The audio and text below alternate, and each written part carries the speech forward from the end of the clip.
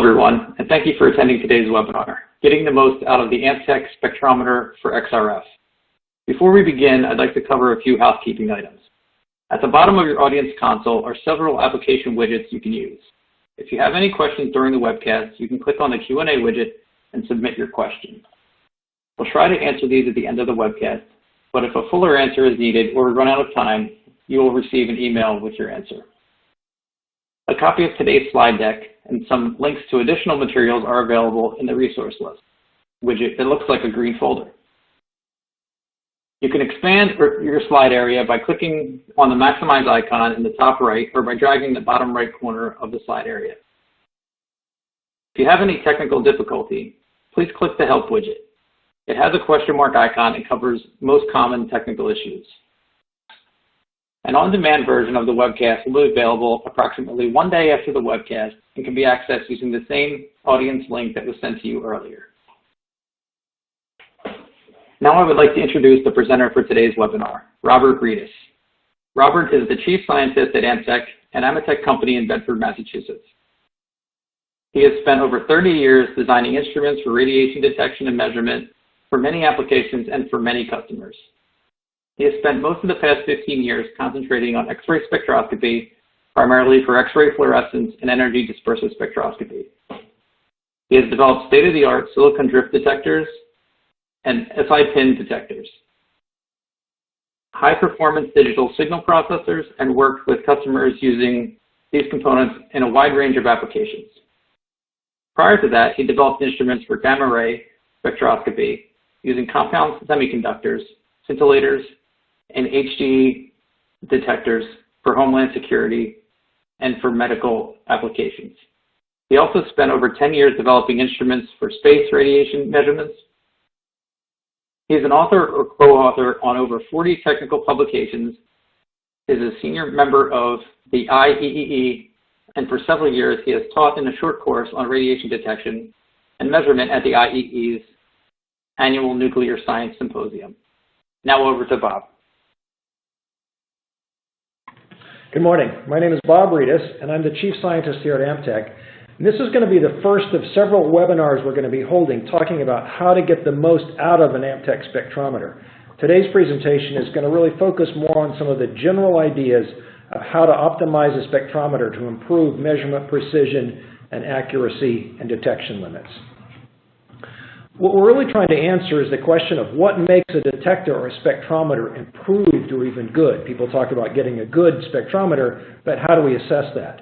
Many people will tend to focus on the resolution at iron 55 as sort of a figure of merit to indicate the quality of a spectrometer. But really the end users of XRF or EDS, the resolution iron 55 is not what they're primarily interested in. They want to know about the precision of the measurement, or correlated with that is having shorter measurement times. They want better accuracy, lower detection limits. They want all the practical matters of small size, low power, ruggedness, etc. And so the question I want to think about today is which detector characteristics primarily drive these, the precision, the accuracy, the detection limits. In particular, is it iron 55 resolution that primarily matters for the end user performance? And if not, then what does matter? We have to define what it means to improve detectors and spectrometers before we can really get to how to optimize the Amptek spectrometer. This plot here sort of illustrates the questions that revolve around iron 55. So these are two spectra, both measured iron 55, both using the same detector, an Amptek 25 square millimeter fast STD. And the difference is that they're taken at two different peaking times. The black trace shows one at a relatively long peaking time of 8 microseconds, where the resolution is particularly good. In this one, the noise is about 30 eV, and the resolution is 123 eV full width half maximum. The red plot shows a peaking time of 100 nanoseconds, much faster peaking time. The resolution is worse, 144 eV, and the noise is much worse at 80 eV, almost 3 times the electronic noise.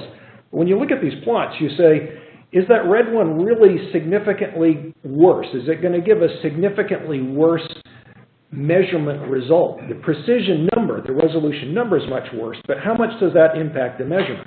And in particular, the red one was taken at a peaking time that's 80 times shorter, so you can run at about 80 times higher count rate. So how much do I gain in count rate versus resolution do we lose? How do these characteristics impact the precision, accuracy, and such of the final measurement? And that's the question for today. First, before we dive into the details, there's a couple of definitions. Precision really measures the reproducibility or repeatability of a result. So if I take the same sample and measure it over and over, how much does the result vary? Whereas accuracy measures how close the average result is to the true value. It's a very different quantity. And in XRF, some applications are primarily concerned about precision, and others it's accuracy. And so it's important to know both what matters for your application and how the spectrometer will deliver that. The detection limit measures the smallest amount of a quantity that can be distinguished from 0 to some confidence level. So it's related to both precision and accuracy, but somewhat different. And the points I want to show today, what I want you to think of when you walk out of here, first is that a better figure of merit when it comes to precision is the measurement time required to get a given precision. That's really what matters. Does it take me 30 seconds, a minute, 5 minutes to take a measurement, given that it's statistical precision? Because that really drives how many measurements you can get in a day, and that's a real thing of value in spectrometers. What I want to show you is that the high count rates really improve the statistical precision far more than the resolution. The reason for that is in modern detectors, the resolution, whether it's 150 or 125 EV, that number changes. That sounds like a significant change when you think about optimizing a spectrometer, but that's only about a 20% change in resolution. So it really doesn't have a huge impact on your ability to distinguish peaks. Whereas I can change count rates from a few thousand counts a second up to a million count per second, and those orders of magnitude of count rate have a much more significant impact in precision than resolution. What that means is if your source is intense enough, then what you really want to do is run at the shortest possible peaking time and highest rate. And because of that, Amptek has really been focusing on improving the noise at short peaking times. But to keep accuracy, your accuracy will degrade if the cinch rate or resolution change at the high rate. So we've really focused on making our system stable even at these very high rates.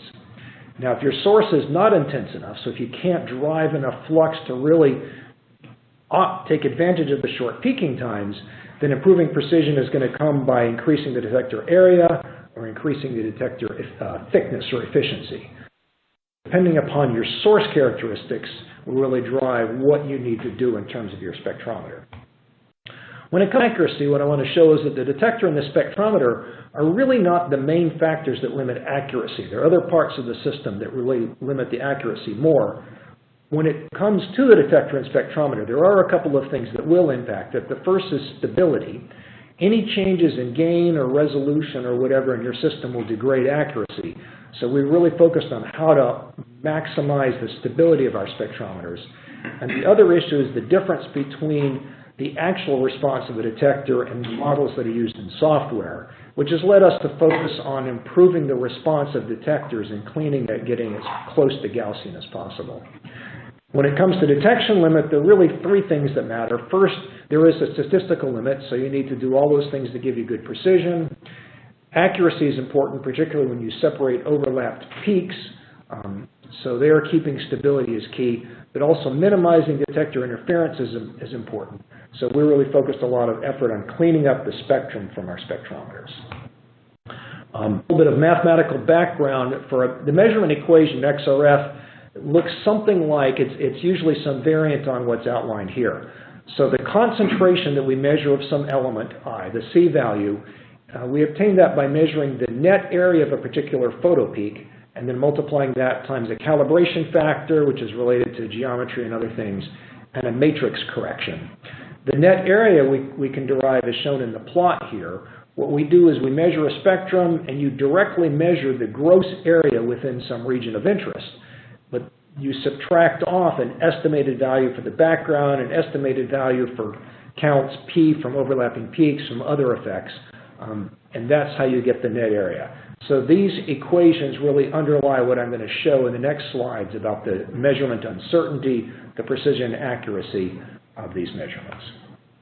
So focusing first on precision, the best way to think of it is to look at a few specific cases, limiting cases that really illustrate different optimum conditions. And one important case is where the background is negligible and the photo peaks or overlapping photo peaks are negligible. You really just have a few strong peaks that are well separated from background. And in this case, the resolution really doesn't matter. As long as it's really the count rates that matter. The reason resolution matters is if it helps you separate the signal from the background or from overlapping peaks.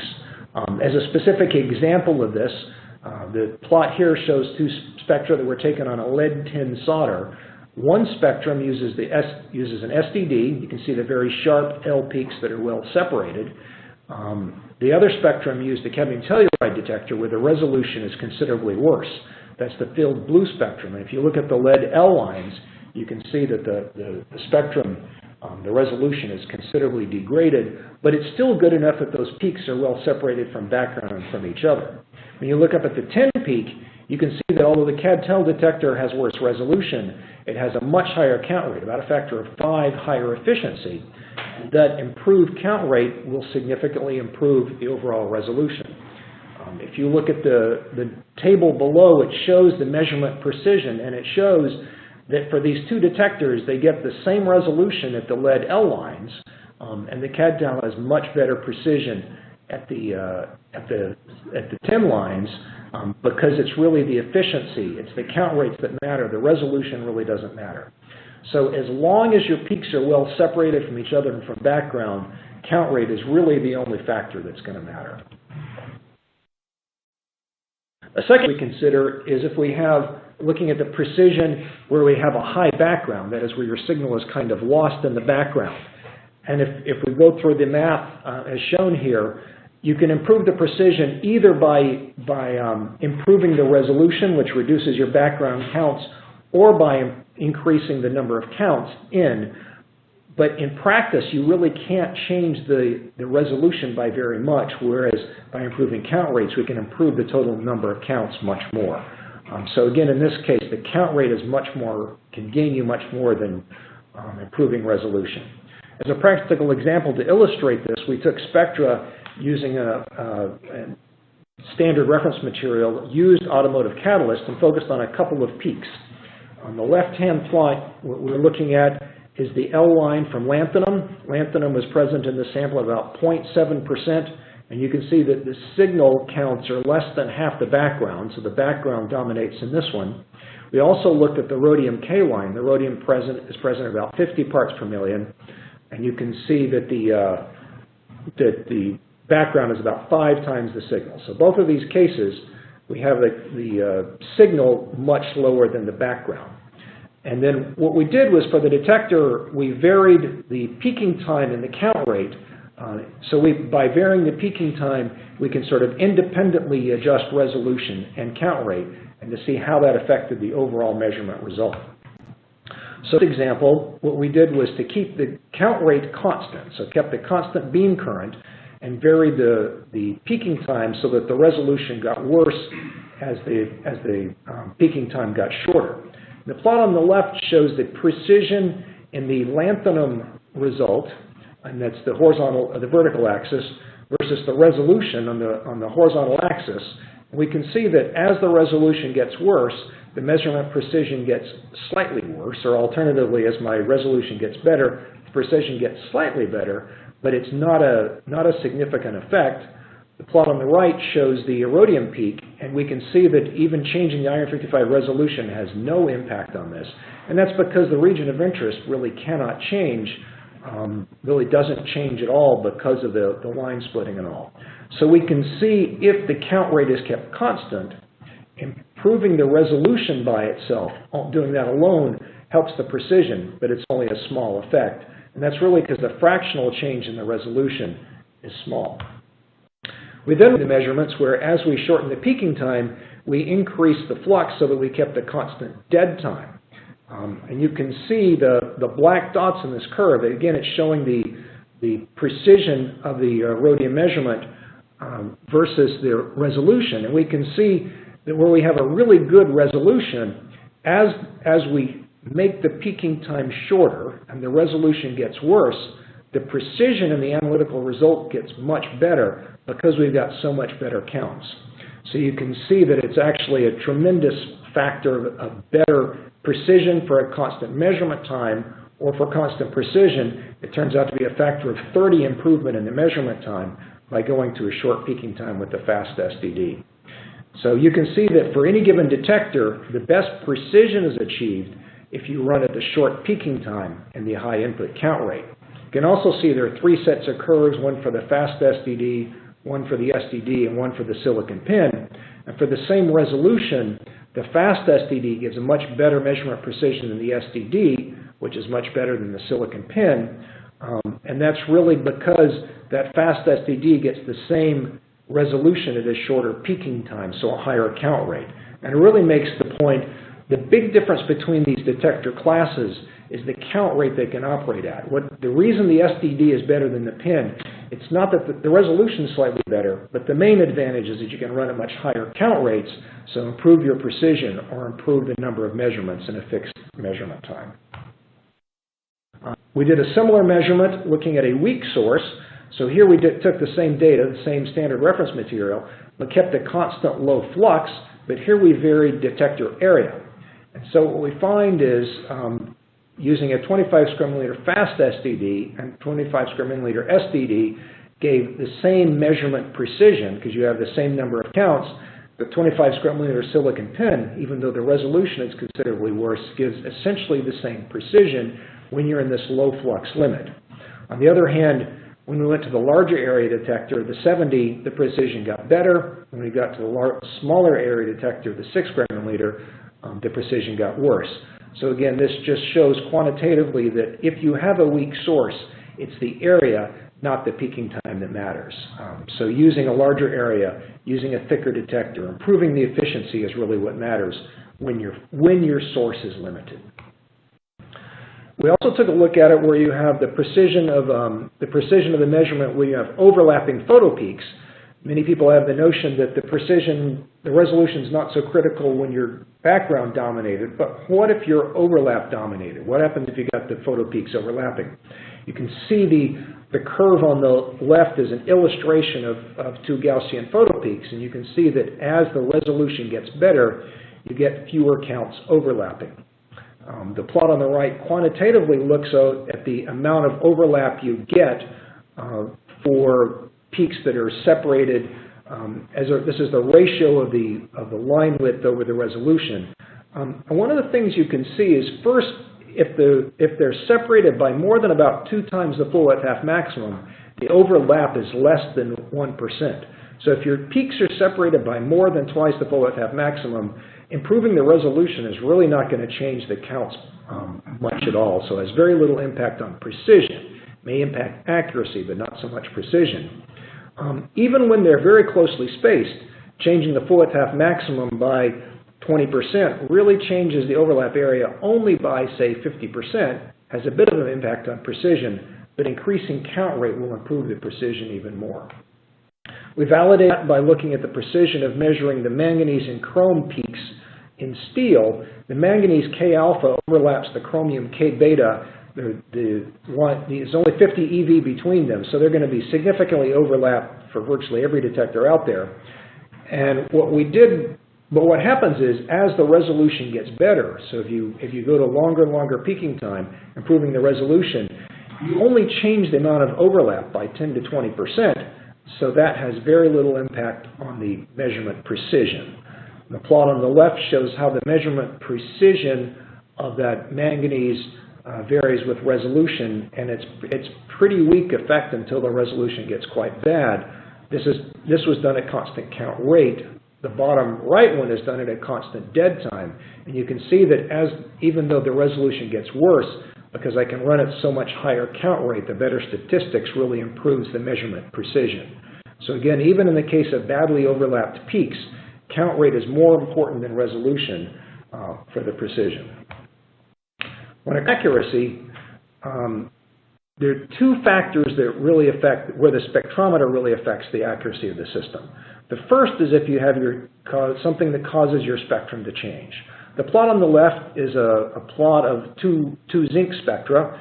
One shows a nominal system as it's calibrated, initially calibrated, and the other one shows if something were to cause that gain to change by 0.1%. You can see that the peak shifts over, and what that means is some of the area that should have been in the photopeak falls out, and so that affects your ratio between your measured counts and the actual intensity. So if there is a change in the centroid, then you get a systematic error in the counts and hence in the concentration. We did look at different algorithms, and so the magnitude of that effect depends on the algorithm that you use, exactly how you estimate the net area. But any change in gain, for example, will impact the accuracy. So changes in resolution or peak shape, those will also lead to systematic errors in your overlap. If something changes in your detector so that the resolution gets worse, I have more counts overlapping, bleeding from one element to the next, and that affects the accuracy. So what can cause these things to change? There's really two things that will cause the spectrum to change. First is if your system is not stable with count rate, so as the count rate changes, you can get changes in gain or offset, or as the temperature changes. If you have a temperature coefficient to the system, that will cause it. So Amptek is really focused on stabilizing the detectors, making the algorithms so everything is stable with count rate and stable with temperature. But the real takeaway is that accurate measurements require the entire system to be stable over time so that the calibration you did at the beginning is the same one you get over time. Another issue that impacts accuracy is the fact that models are approximate. Every time any model that's used in software is always an approximation to reality. Photo peaks, for example, are never purely Gaussian, and that deviation can impact your accuracy depending upon what you've assumed in your model. The bottom left-hand plot shows spectra that were measured off a pure aluminum target using two detectors. There's the black curve shows a theoretical Gaussian, and you can see with our older detector there's a considerable tail on the low energy side, whereas with our newer detector there's a much fewer counts in that tail, so you get less overlap from one to the next. Plot on the right shows a spectra that were taken from an aluminum sample that has a small amount of magnesium. And what you can see is that in the older detector where there's much more tail, it appears that there's more magnesium than there really is. The chart on the right, the table actually shows quantitatively how that impacts the ability to measure it. So these non-Gaussian deviations, depending upon how they're modeled, can impact accuracy. So modeling that is important for accuracy, and Amptek is focused on reducing these non-Gaussian features so that models will generally be more accurate. Also important at low energies. This is a model that's showing the response of carbon, oxygen, and other low energy photo peaks as a function of charge collection near the front contact. The curves at the bottom are simulated spectra for an ideal full charge collection, and then you can see the modeled photo peaks essentially degrading as you model poor charge collection. So depending upon how your software addresses this, that can affect the accuracy. We've really focused on making the detectors much closer to Gaussian so that the model effects are smaller. When it comes to detection limit, there's, again, the three factors. Precision is important. The statistical precision sets a limit for the minimum number of counts you need to separate a peak, a signal peak from the background and from overlapping peaks. And for the best statistical limit, as we've already looked at before, you really want to maximize count rate. When it comes to accuracy, the drifts in inaccurate models cause a bleed into adjacent elements. So again, minimizing your non-Gaussian photo peaks and minimizing the drifting, maintaining stability, those are both very important for good detection limits. But the other thing you get is interferences. There are always different materials around the detector. You'd like to see, ideally, the only spectrum you have is from the materials coming off your sample. But the silicon detector always has to be surrounded by various materials. There's covers, there's windows, there's collimators, and each of these materials produce their own characteristic X-rays.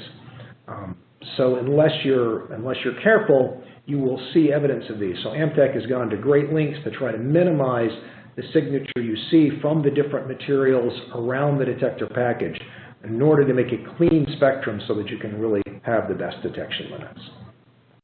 This is a plot showing an older detector and then a newer detector after improvements. The older detector, there was a small line from silver and from nickel, and those have been significantly suppressed so that you can really get the cleanest spectrum possible so you can really detect low levels of the different elements. Looking at this precision and accuracy and detection limit has really led to the focus we have on recent products. This will be talked about more in future webinars, but briefly, one of the things we focused on is having our system work at the highest possible count rates. These are spectra that were taken from a 25 square millimeter fast STD running at a short peaking time, 100 nanoseconds in the top, microsecond below, and they show spectra taken between 50,000 counts a second up to 1 million counts a second. And you can see that the resolution is good, but moreover, you see how stable it is. There's no shifting of the different photo peaks. Things are not shifting with count rate. There's some peak, but it's fairly small and predictable. So optimizing the system, that's the detector, the signal processing electronics, everything, to run at these high count rates has been an important piece of our recent work. We've also been focusing on larger area detectors. For a long time, our standard was a 25 square millimeter STD, which is shown on the left. We've gone to the 70 in the middle and more recently the 160. These larger areas let you run at high count rates even where your flux is limited, and also improving the thickness. The bottom chart shows transitioning from the 0.5 millimeter to 1 millimeter thick detectors so that you get better efficiency at higher energies.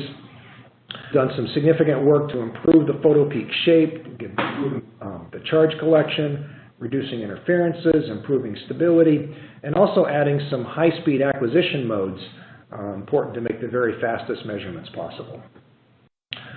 So what I hope you walk away today is recognizing that iron 55 resolution alone is really not the key parameter. It's one that people often talk about, but it's not the most important when you're really trying to make a high-performance spectrometer. For precision, high count rates almost always improve the statistical precision far more than the resolution. And the reason really is that you can get so much more improvement in high count rates than you can improve the resolution. And that's true for both background limited and overlap limited cases. If your source is intense enough, a strong enough tube, running at a short peaking time and high rate is best. If your source is weak, then increasing the area or increasing the efficiency, the thickness, etc., is really your best solution. When it comes to accuracy, understanding that's degraded if either the spectrum changes or if the real response deviates from models. So when you're looking at accuracy, it's really stability and photo peak shape that you most want to focus on.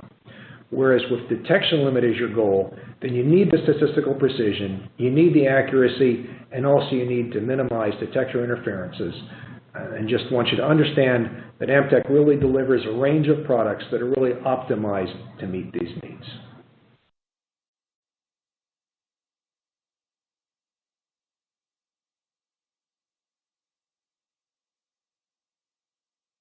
Hi, thank you very much for coming and listening to the presentation today. I'm now going to turn my attention from the live presentation to Q&A. Just a couple logistical issues. If you have questions, please submit them in the Q&A window and I will answer them. I'll answer most of them. Some of them I see coming in are specific to a particular application. I'll probably follow up with you directly on that. I will discuss the general ones here. One question that came up is, will this presentation be available later? The answer is yes. Apparently, if you follow the same click, you can get to it later. I think it will be posted about a day from now, so it'll probably take about 24 hours to have it up, but that then you can come back and see it again. Let's see. So one of the questions that came up, a little bit of background, was what did the variables B and N and P and G mean? So if we return to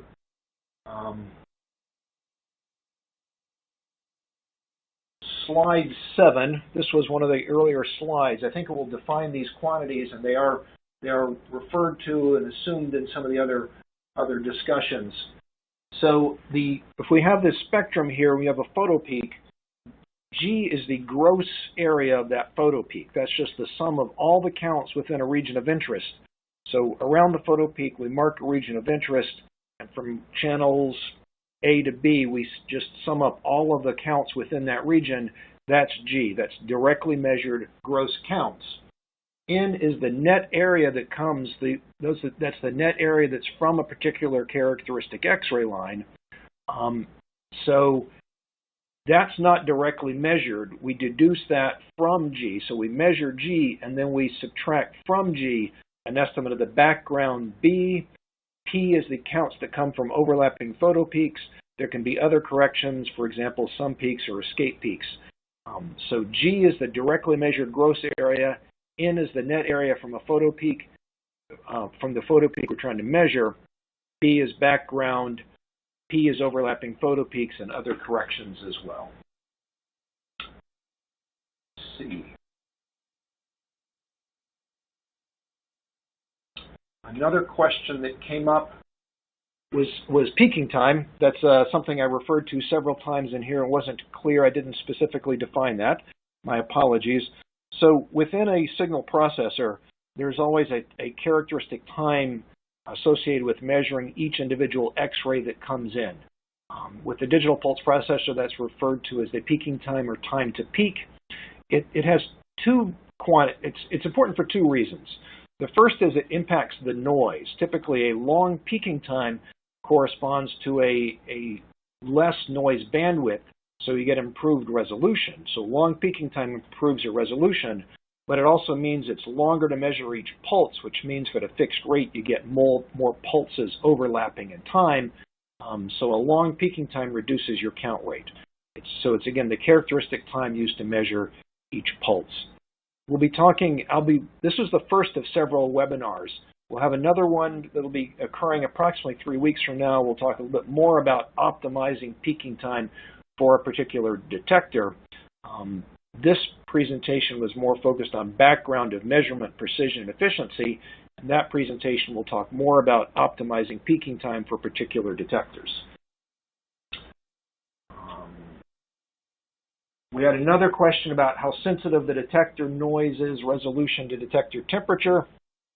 And again, I'm going to defer you to the webinar that we'll give in about 3 weeks, because the sensitivity of a detector or the resolution to temperature depends upon the peaking time and depends upon the detector you've selected. So it's not a quick, simple answer.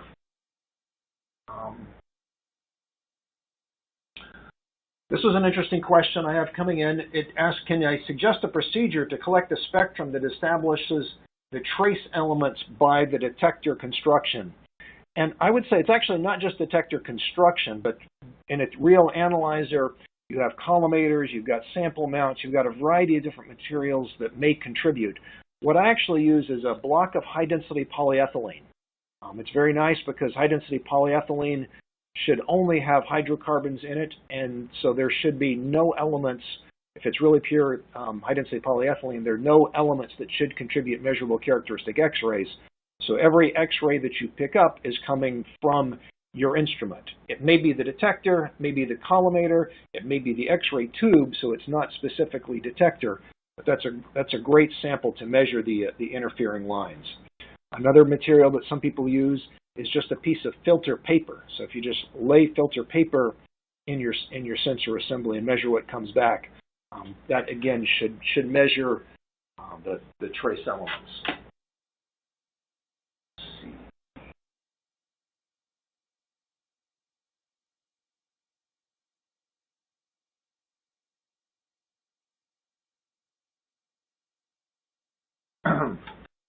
I have a question here. What's the optimal dead time to maximize the count rate versus acquisition time?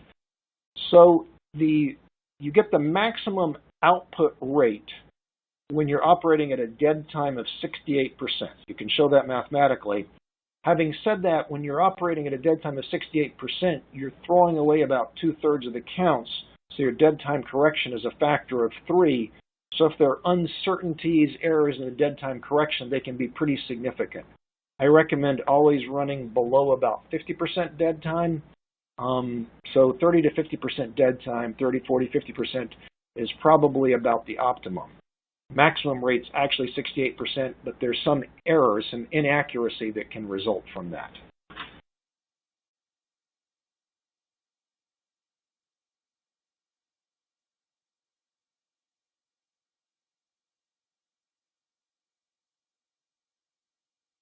Yeah, another question about saying that count rate is more important. How about the dead time? Again, dead times less than 50% is typical. The one exception is even if you're running at a dead time of 50%, there will be some counts in a sum peak, and so you have to take a look at where that sum peak occurs. I had a customer where there was an element with a high concentration, one with a weak concentration. And the sum peak from that strong concentration element happened to sit right in the element at low concentration. So in order to keep sum peak effects low, they need to run a relatively short, relatively low dead time. So there's some trade-offs. But typically dead times on the order of 50% would be pretty good.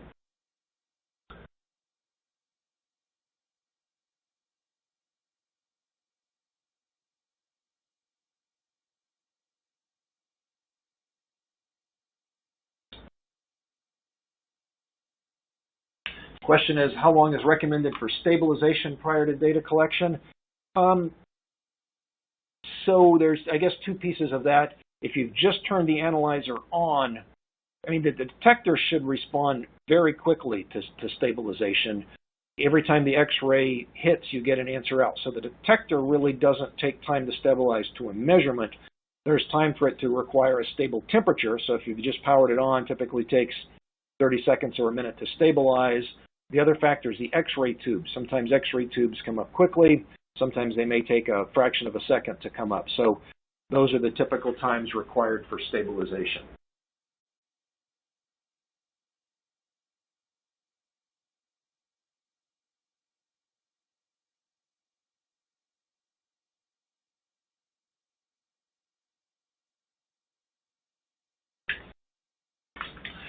So I have a question here. It says, when there is a high degree of peak overlap, have you characterized the degradation in precision that occur from measurement to measure due to slight variation in centroids independent of intensity?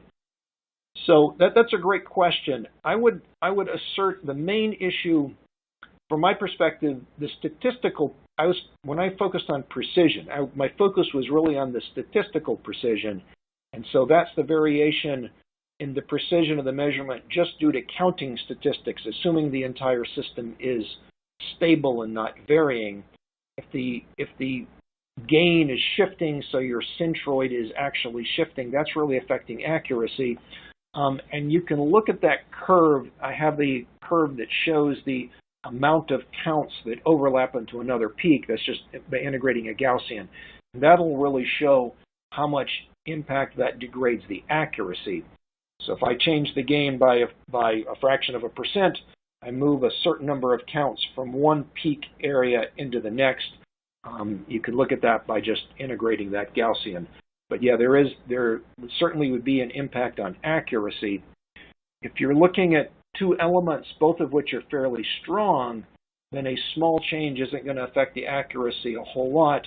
But if you're looking at a trace element in the presence of another one, then any small change in gain will have a fairly significant effect on the accuracy and the ability to see that trace element.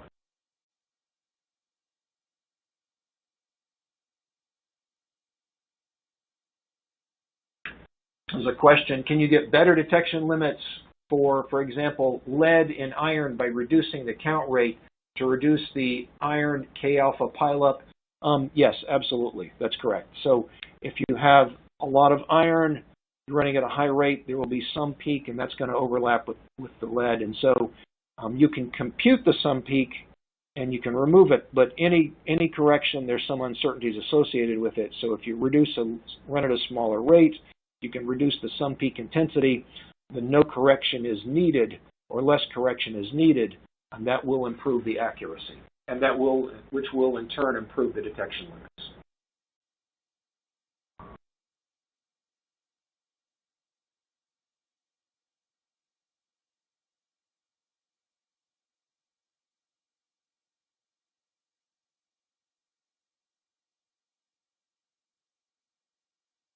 So I had a question. I said the detectors don't give additional peaks to the spectra, but what about the escape peaks from the detector? Yes.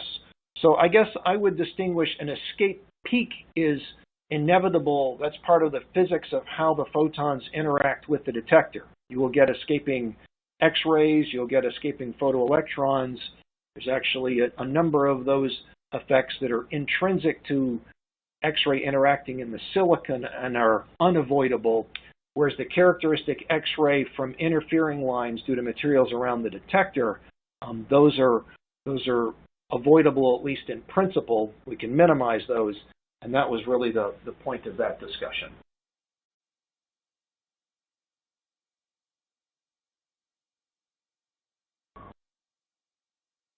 Question, is the computation of some peaks algorithm dependent? That would be, so the sum peak intensity, if you have, let's see, how do I put this? Correction for the sum peaks is definitely part of the algorithm that's running to analyze your software. The sum peak intensity you can compute fairly straightforwardly. It's known in the literature how the intensity of the sum peak relates to what's called the pulse pair resolving time and the intensity of the main peak. The shape should be a Gaussian. If everything is configured correctly, it's a Gaussian with a resolution that's just due to its energy. So you can compute that, but its actual correction and how that's implemented is very much going to depend upon the software.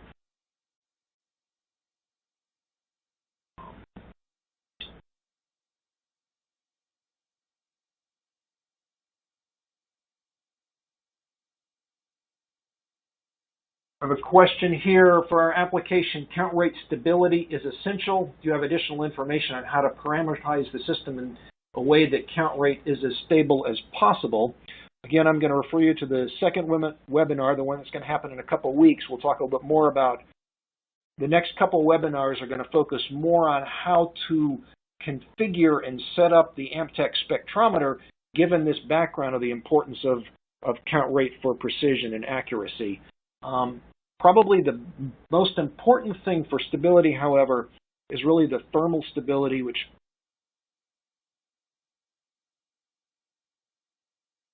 but it's pretty strongly dependent upon the detector temperature.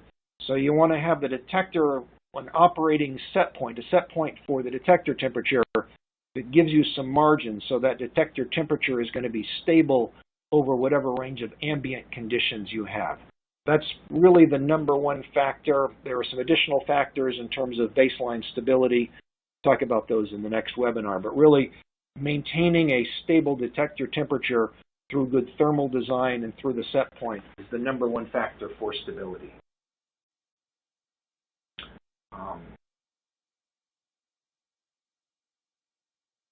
Question came up, if the source flux is weak, then it's best to use a longer peaking time.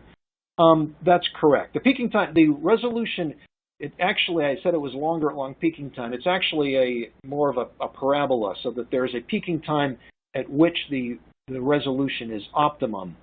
If you get to long peaking times, then there's another noise source that becomes important. I'll be discussing that in the next webinar, and it's shown on our website. But if the source flux is limited, then running it near that optimum that's referred to the noise corner is ideal. And there you want then to use the biggest detector, thickest detector, really bring in as many counts as possible. Most measurements are taken away from that where the flux is a little bit higher, so most measurements are taken in the shorter peaking time limit.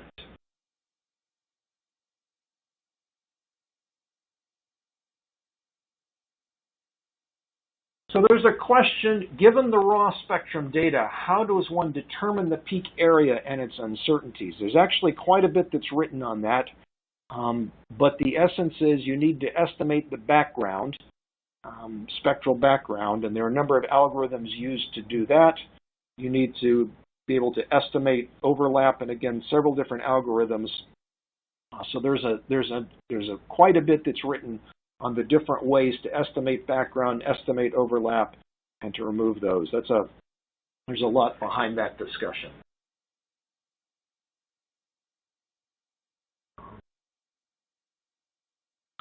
Question came up, how is the pulse pair resolution defined and computed? The pulse pair resolution answers the question, if I have a pair of pulses come in, what's the minimum time at which they can be resolved as two distinct pulses for pileup measurements? We measure that in our system. That's basically, for Amptek's digital processors, the fast channel peaking time plus a time associated with the rise time out of the detector. We characterize that in our lab using some pretty careful measurements with multiple pulsars and things like that. In practice, you can actually measure it. I would say a great way to measure it in practice is by actually directly measuring some peaks. If you take something like a pure zinc target, it's going to have a very strong sample, run it at a fairly high count rate, and you will see the sum peak. And so by measuring the ratio of the sum peak intensity to that primary intensity, you will be able to determine what is, in practice, the pulse pair resolving time for your particular spectrometer settings, etc.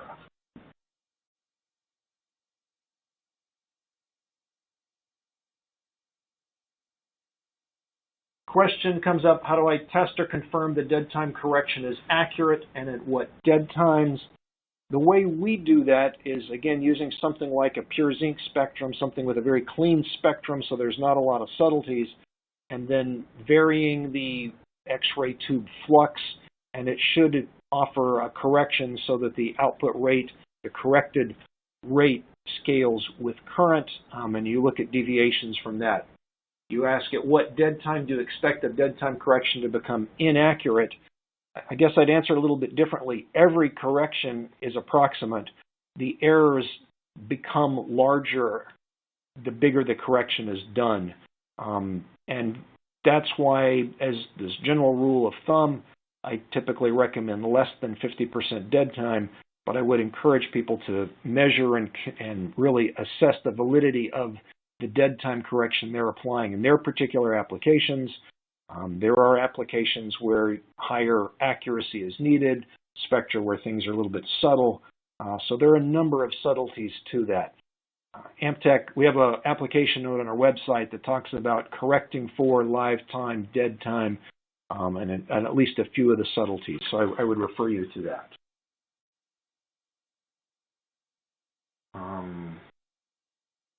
Question here about separating scattered radiation from the useful signal, the net photo peak. Again, the Compton scattered, what Compton scatters off the target, off the sample from a tube, is usually forms a continuum. And there are a number of algorithms used to estimate that background continuum. Some are more physics-based, some are more empirical-based. But there's a number of things in literature that talk about how to do that fit, how to model that, and subtract that off.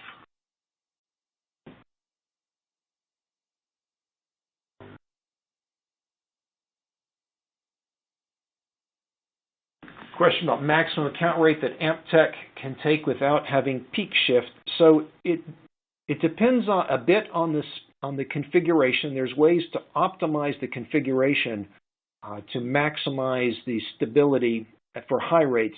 The optimum configuration of our processor is a little bit different at high rate and low rate. We recently released an application note that describes how to optimize Amptek's processors. Certainly up at, with a fast STD, running at a short peaking time, say 100 nanosecond peaking time, one can operate at input rates above 1 million counts a second with peak shifts that are negligible for most applications. I'll refer you to the application note to get into details about the performance that we see and how to do that.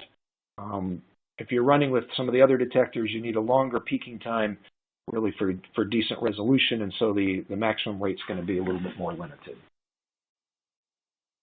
I have a question here on one of the slides. What was the reason for the argon peak?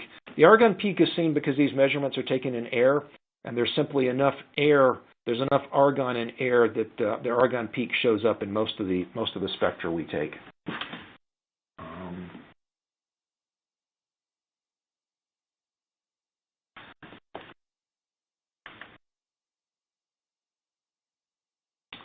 Let's see. So the question about area, question was talking about collimated area. So to be clear, what we refer to as a 25 square millimeter detector, that's the electrically active area. There's a multi-layer collimator inside of 17 square millimeters. Similarly, the active area is 70, it's collimated to 50, and the 160 active area is collimated to 135 square millimeters. The dead time evolving with count rate. So I would refer you to the application note we have about dead time and count rate, but essentially the dead time scales is e to the minus 2 times the peaking time times the input rate, roughly. So that's essentially how it scales.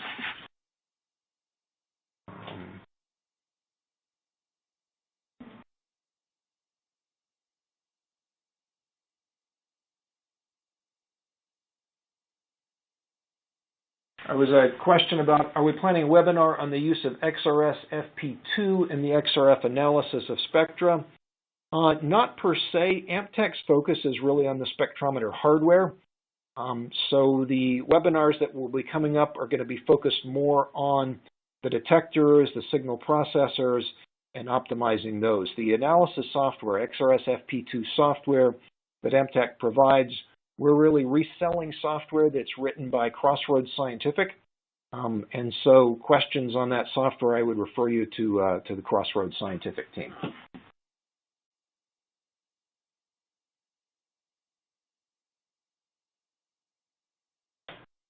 Let's see. I had another question. I referred in some of my slides to a new SDD and an old SDD.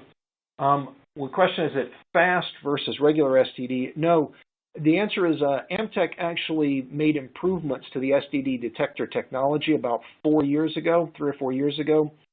We used to procure the detectors, the SDDs, from one particular company, and we were able to acquire a company over in Finland called HS Foils. That company makes the detectors for us, and they brought in really a superior detector technology. So those detectors from HS Foils have much lower dark currents than our previous generation. They have much improved charge collection, much better tails, and just really a technically superior spectra that we get out of them. So that's really the new or the old. It's the detector chip. We actually use the same detector chip in both the regular SDD and the fast SDD. They both have currently the same excellent charge collection. The difference is that the regular SDD uses a JFET, whereas the fast SDD uses a cube. It's a CMOS preamp that has lower series noise, which allows one to run at higher rates.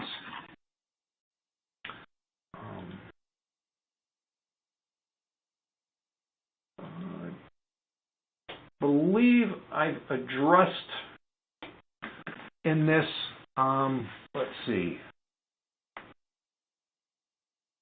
I have one question here, comparison of SDD, let's see here.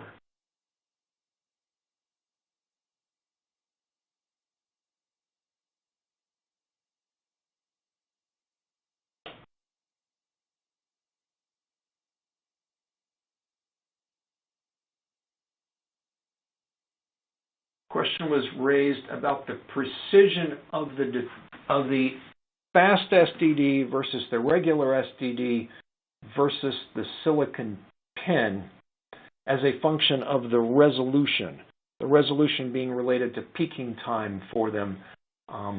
So the point is that if I'm running at a particular resolution, the fast SDD is going to give a better measurement precision than the SDD, and the SDD is going to give a better measurement precision than the regular SDD. And that's really going to be the general case. The fast SDD is always going to give, frankly, the fast SDD is our premium detector. It's always going to give the best precision. It's going to have the best energy resolution and the highest count rates. It's always going to give you really the best precision and the best accuracy. It's going to be better than the SDD, and the SDD is going to be better than the silicon pen. Having said that, the difference may or may not be significant, depends upon the energy and depends upon the sample, and the silicon pins cost less. So the silicon pins are still pretty widely used because in relatively weak sources, my source is fairly weak, so the count rate is relatively low anyway. I'm looking at peaks that are very strong. They're well separated from the background, well separated from one another. And those kind of applications, the silicon pin offers adequate performance and the cost is lower. So there are many of the less demanding applications where the silicon pin is still used or the SDD. But having said that, the performance is always going to be better for the fast SDD. Whether it's worth it or not depends upon the details of one's application.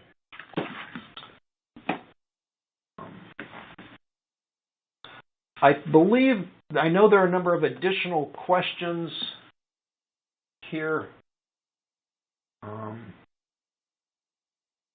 There are a number of questions, but I think most of them are specific to a particular application, or they'll be covered in the next webinar or two that we will do. So I think I will thank you again for your time. Thank you for listening to the presentation. Thank you for your questions. I will be following up with a number of you on the specific questions you have asked. Thank you for your time and attention today.